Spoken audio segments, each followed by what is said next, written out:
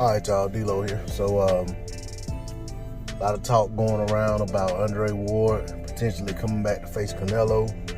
Will Canelo have the nerve to call him out? Would Ward be interested in coming back for such a fight? Would he take an interim fight first? Will it happen at all, or is it just fantasy talk? All right. For me, this is a fight that I like an awful lot, should it be able to come to fruition.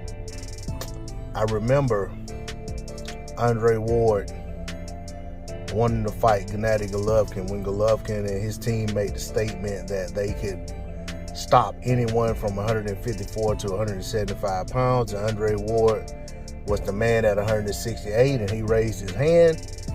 And suddenly, the narrative changed to Andre Ward needs to move up to 175 and fight Kovalev. Why is he trying to fight Golovkin? We all know how that saga eventually played out.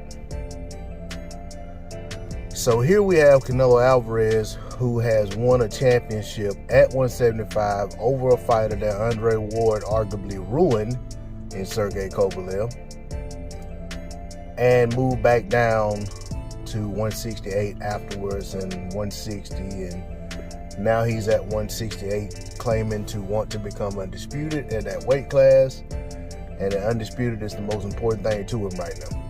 Okay, so with that being the case, we know that if Andre Ward were to come out of retirement, he would probably have to wait until after Canelo faces Caleb Plant and attempts to become undisputed at 168 pounds. Should Canelo be successful, that opens the door for a potential bout with Andre Ward. Sure, it wouldn't be anything to talk about if Canelo doesn't beat Plant. All right. Ward hasn't fought since the second Kovalev fight. He retired. He's been retired for about 3 or 4 years now. From all you ever hear is Andre Ward still stays in the gym, he stays in shape, he still works hard. He's just not fighting. Still spars and everything. Canelo Alvarez is Canelo Alvarez. We know what we got there. Okay, so the question becomes, if they fight, who wins the fight? I'm not gonna hem-haw around about it. I'm just gonna go ahead and say this.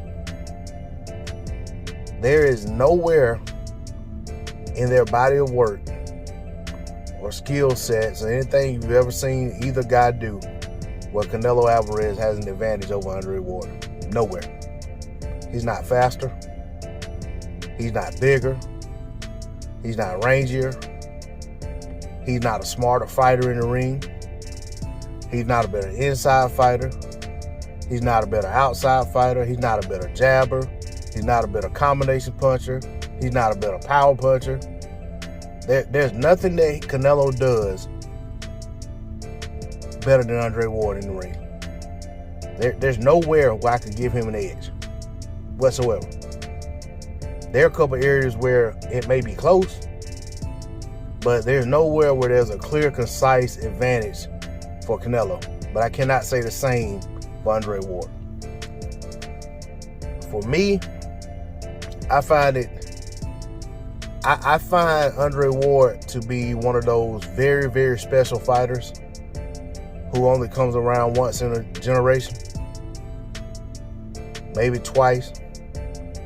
But he's not, he's not the run of the mill, just average Joe, or just good to great fighter. He's very, very, very special. And it took me a long time to see that. I was much higher on Andre Darrell than I was Andre Ward when they were coming up. But I'm here to tell you, just like Floyd made easy work with Canelo Alvarez, I would expect Andre Ward to make easy to easier work of Canelo Alvarez, even coming off the layoff. Just like Floyd Mayweather came off the couch and dominated Juan Manuel Marquez, I would expect Andre Ward to dominate Canelo Alvarez.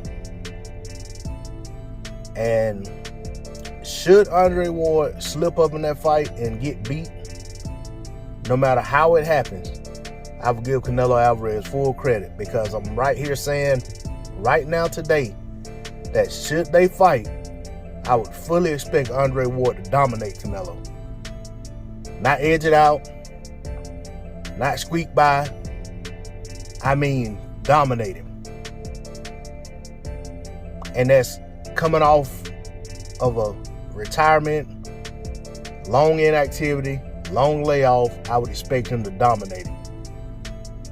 And for those who say that doesn't make sense, that can't happen, well, let me say this.